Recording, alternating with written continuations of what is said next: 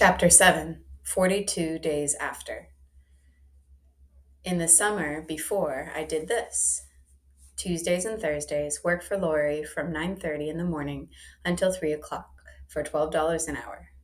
The days I didn't work started around 10-ish, coffee for breakfast or no breakfast at all, out to meet Beckett at Squat and Gobble or Ben and Jerry's because in the summer ice cream qualified as breakfast. Amoeba music at the top of Haight Street, then a straight shot into Golden Gate Park to Hippie Hill to watch the hula hoopers and musicians. The drummers were long-haired or dreadlocked or buzz-cut, big African djembes clasped between their thighs, kettle drums and bongos and tambourines too.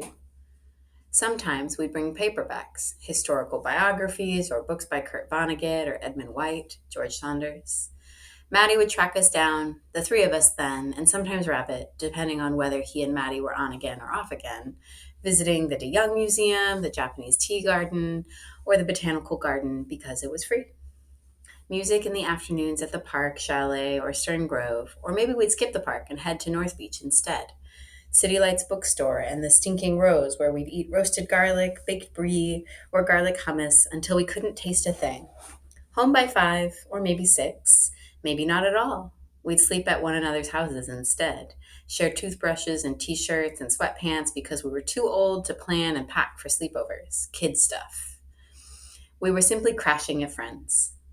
On the weekends, I'd wake to the sound of my dad's motorcycle revving in the garage beneath the kitchen. Coffee first, then him handing me a helmet before kissing my mother on the cheek. Us moving north, me clinging to the bike with my legs, my hands at his waist, tucked inside the pockets of his coat as he drove, halfway holding on to him and halfway not, while he moved us out of the city on his Ducati or his Suzuki or his Yamaha. I'd close my eyes sometimes as we moved over the Golden Gate Bridge and imagine the millions of fish and plants and sunken ships beneath us, a world all its own I'd never see. We'd leave the fog behind as we stopped at Tiburon or Point Reyes for lunch, crab corn chowder or grilled cheese. On a good day, on some of the best, we'd go all the way to Sonoma, bring my mom back a bottle of the dry red for the two of them to share in the evening once we, all three of us, were sprawled out on chairs and carpet and couches in the living room, watching the History Channel if Dad won, or an old black and white classic with Clark Gable or Jeanette MacDonald if Mom got to pick. In the summer after I did this, followed Rabbit's list of ways to find my father. Things don't turn up in this world unless somebody turns them up, Beckett announced when he sat down at the table. James Garfield. Now let's get to it. We met at Martha's coffee shop on the corner of California and Divisadero in my neighborhood on Monday, and the place was packed since everyone was off from work for the holiday. Rabbit brought the list of phone numbers for employees in the San Francisco branch of my dad's company, and he divvied up the names onto separate pieces of paper, so each of us had our own group to call. I had A through F. We call in the afternoon after lunchtime, Rabbit said, starting tomorrow when everyone goes back to work. Next to him, Maddie picked at her towering piece of crumb cake, the powdered sugar clinging to her fingertips. Let's start with the big picture, she said. What are we thinking? What are the options in terms of what might have happened? The small metal table rocked back and forth when Rabbit flipped his sheet of employee phone numbers over, G through M, and wrote possible explanations of what could have happened, underlining it in blue ink. Kidnapped, Beckett said, and Rabbit wrote it down. What do you call that? Maddie asked when it's not a kid. She cupped her mug between her hands, thinking. Hostage, that's it. When it happens to adults, she said, and took a sip of her chai tea latte. Abduction, I said. It's called abduction. Rabbit wasn't the only one who'd been doing research since the camping trip.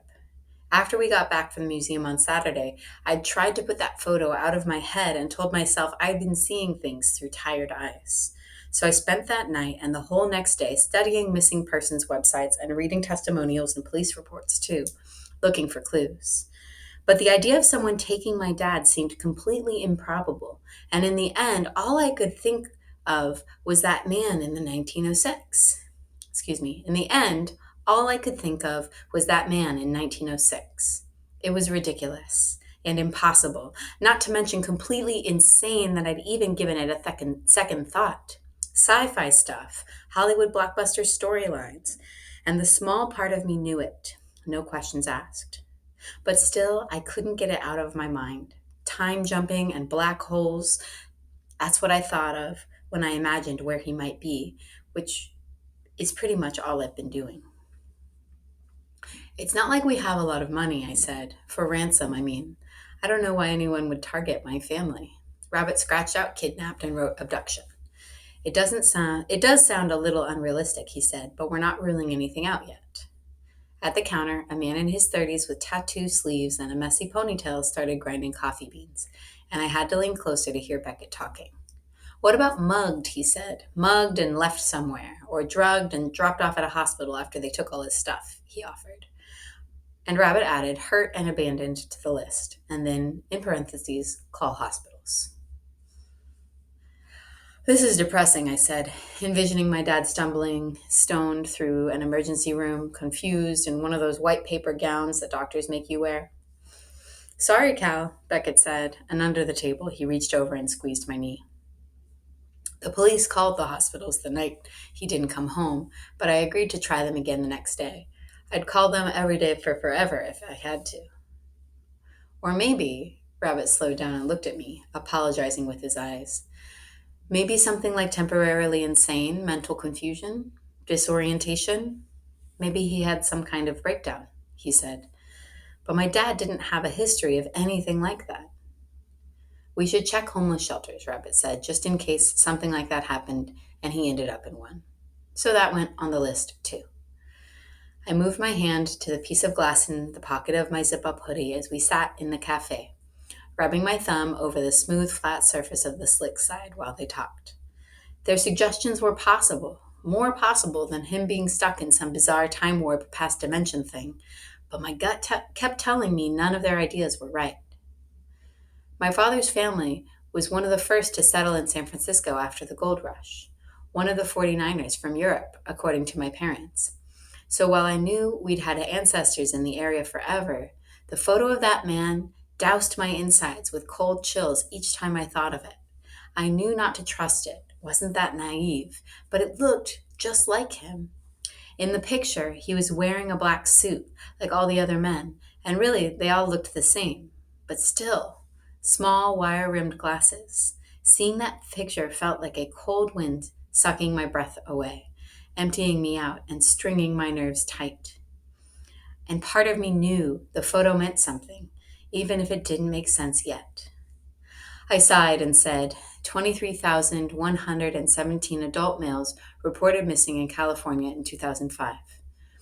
Jesus, Maddie said, really?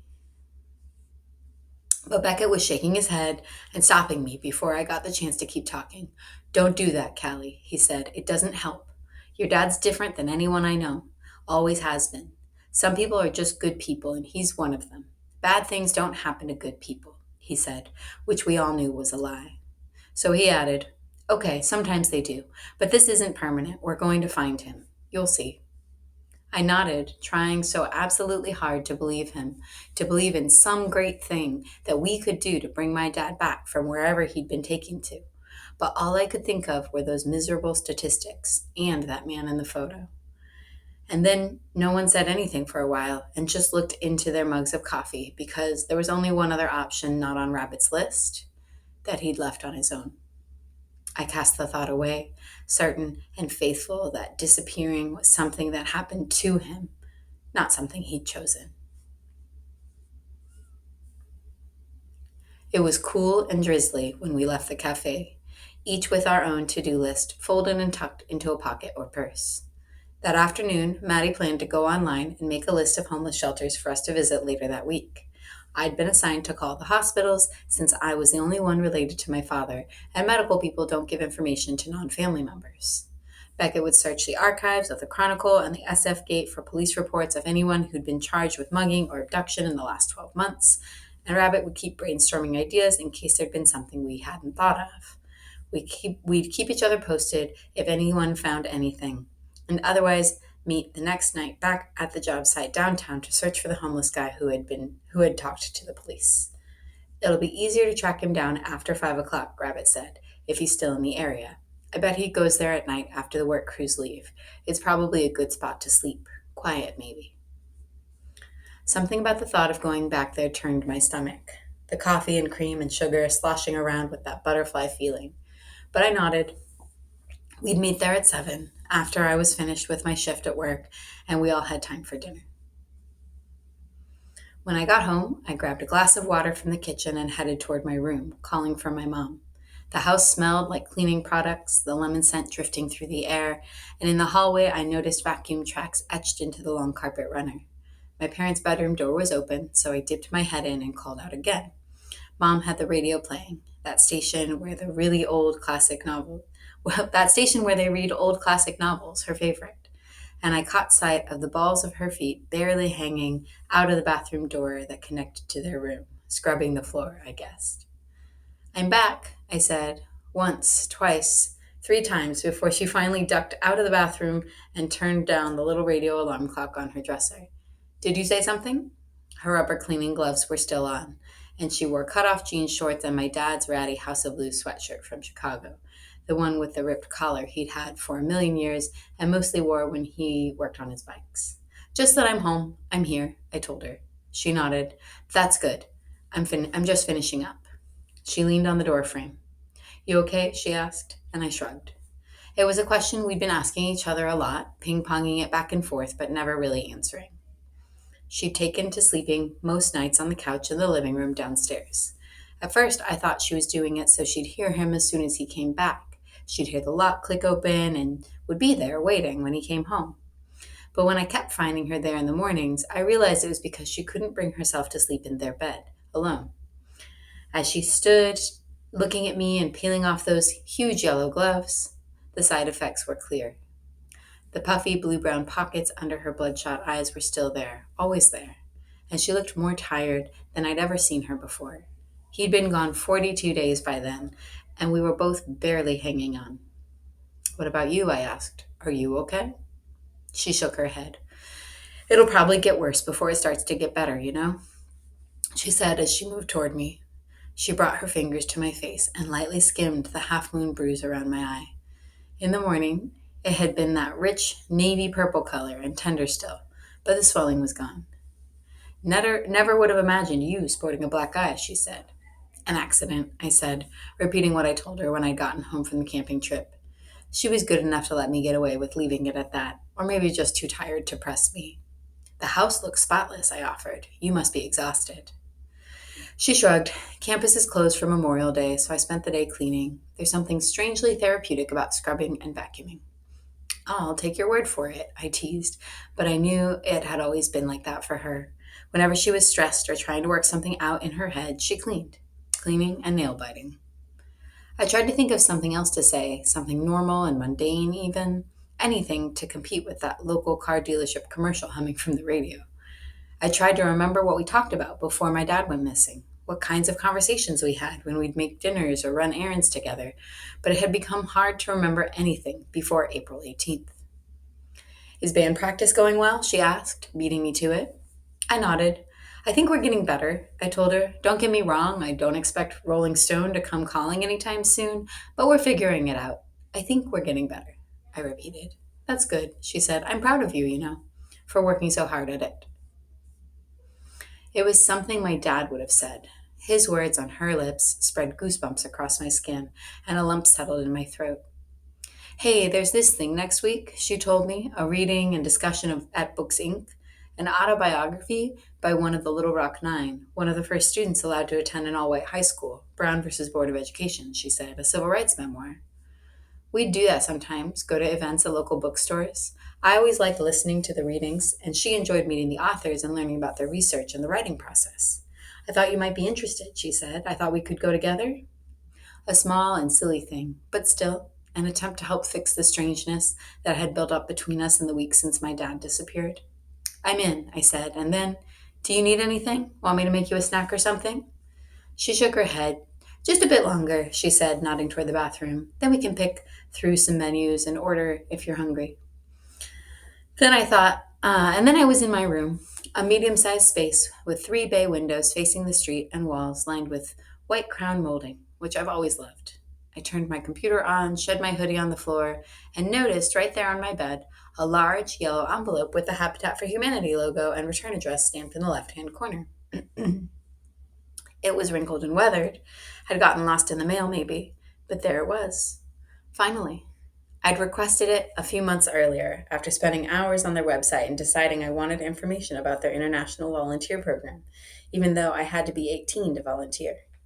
I liked the sound of their emphasis on multicultural environments and the fact that host countries helped cover the costs of housing and transportation.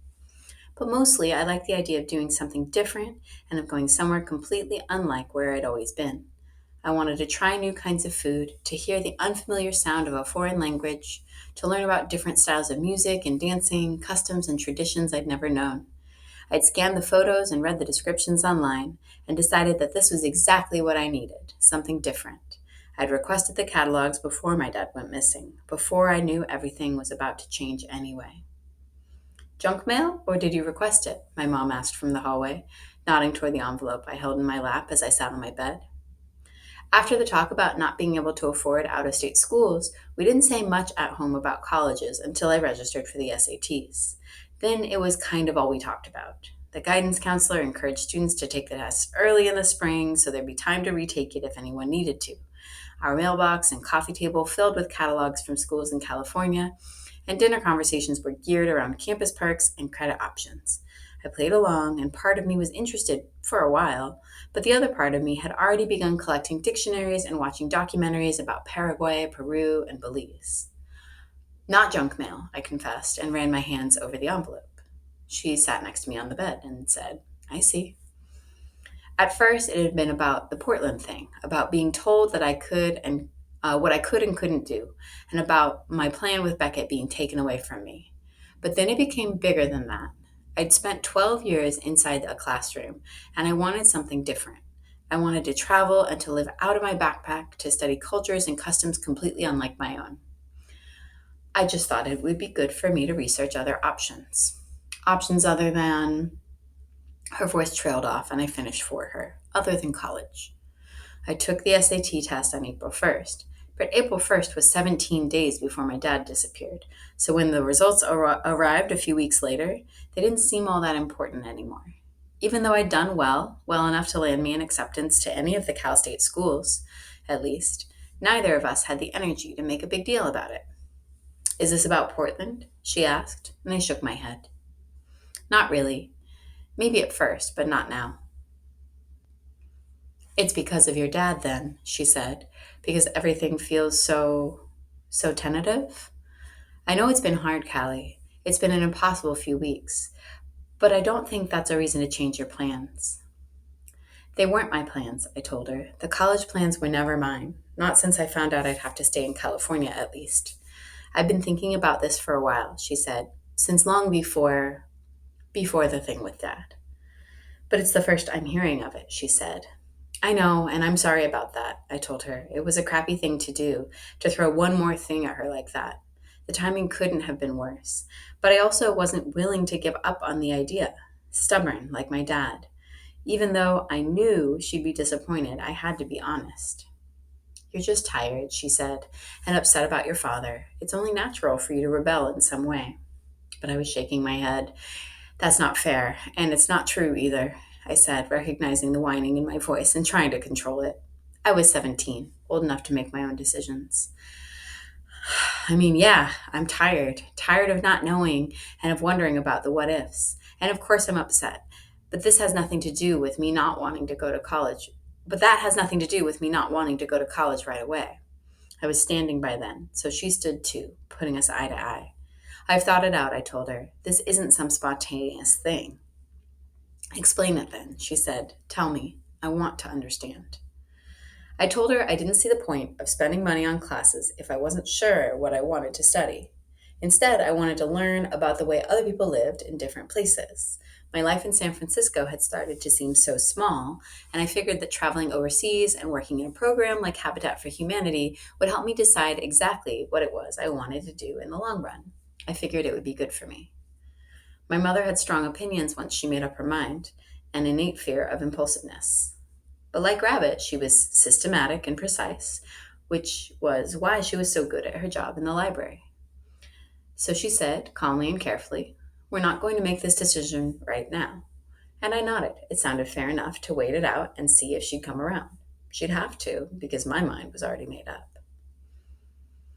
The next day, I went to work. Work for me meant catching the bus to Beckett's house and taking over Lori's jewelry studio in the garage to help prep her designs. She created one of a kind jewelry that she sold in small boutiques throughout the city, and most of her pieces used hammered metal, stones, sea glass, and fragments of coins or cultural relics that she collected when she traveled. She made 2 trips a year to places like Jordan and Egypt and Tunisia to purchase materials. And though I'd never tell my mom, looking through Lori's photos and hearing her stories swelled my wanderlust that year. I was the only person who worked for her, and she scheduled my hours so that I was in the studio during the time she did business stuff in her home office or booked meetings with boutique owners. Sometimes she'd be in the garage too, but more often than not, I worked alone. She let me bring my iPod, and I spent the shifts pressing sheets of Argentinium, Argentium silver and gold-filled metal. I drilled freshwater pearls and clipped and shaped wires, pulled strands of beads apart, and strung other groups of beads together. I organized pieces of turquoise and onyx in different jars depending on their size and weight. Once every few months, she'd collect her work from boutiques, the jewelry that hasn't sold yet, and we'd stand at the kitchen and clean it with ammonia, assembly line style, so she knew the jewelry was being displayed in its best possible form when she returned it to the shops. She was a hard worker and she kept me busy, but it was the kind of work I liked. No computers and no numbers. I got to work with my hands and spent a lot of the day on my feet, listening to my favorite bands and thinking up new songs for nothing right. It was my first day back at work after everything that had happened with Dad, so Lori was there waiting when I arrived to go over the list of tasks I'd need to finish during my next few shifts. "Sweet Cal and Pace," she said when I let myself into the garage through the side door. "How are you holding up?" she asked. Lori had known me just as long as Beckett had, and she and my mom were almost as good of friends as Beck and me. This worked in and against our favor, depending on the situation, but it was nice when I went to work because it meant I didn't have to explain my bruised face or give her an update on the news about my dad. She already knew there was nothing new to report. She'd been at the house the day before, dropping off a potato and broccoli casserole. "Never thought my kid had it in him to dole out a black eye," she said. "The first fight he gets in and he hits a girl. Figures." She smiled. "I'm sorry it happened that way." We talked a little about the camping trip, me not mentioning that I wasn't going to Portland, even though I was certain Beckett had told her, and her not mentioning the liquor bottle and why the black eye was the perfect manifestation of what she'd always told us: we shouldn't drink because drunk people do dumb stuff. I hooked up my music while she finished organizing the materials I'd be using for the day, and then she gave me my post-it note of things to do and ran through a quick explanation of anything that wasn't clear. "Beck's still sleeping because evidently he's become one of those things. What's it called? A teenage boy," she said and rolled her eyes. "But he's got strict instructions to let you work, so I think he made plans for the afternoon." I nodded like I didn't already know that he was slated to meet Madison in the library at noon, where they planned to check the newspaper archives and Xerox the missing person posters, so we had copies to leave at all the homeless shelters when we visited them. She eyed me, and I sat at my workstation organizing strands of pearls. "You never answered," she said. "Are you holding up okay?" I felt her eyes lock on mine. "Sure," I said. She kept standing there watching. "Sure," she repeated, "depending on your definition of okay." "I don't know what to say," I told her. "It's like everything was fine and made sense, you know? And then it just stopped. Making sense, I mean. I'm trying to figure it out and pick up where the police left off, but I guess I'm worried that I've waited too long." I fought the tears that had been finding me so frequently during the past weeks. I'd never been a crier, never one for big emotions, heart on your sleeve kind of things. "It's okay, you know," she said, "for you not to have the answers. You're just a kid, Callie, and this thing that's happened doesn't make sense. Not at all." I looked at her and then I looked away, at the stained carpet and the light pink pearls. "It's not your fault," she said, "and you have to do what makes you feel better. If searching for him is it, then that's fine. But it's also good not to give yourself it's also good to give yourself permission to stop searching when it wears you out. You're just a kid," she repeated. "You can't let this define you now. He would have hated that, I nodded, but I didn't buy it.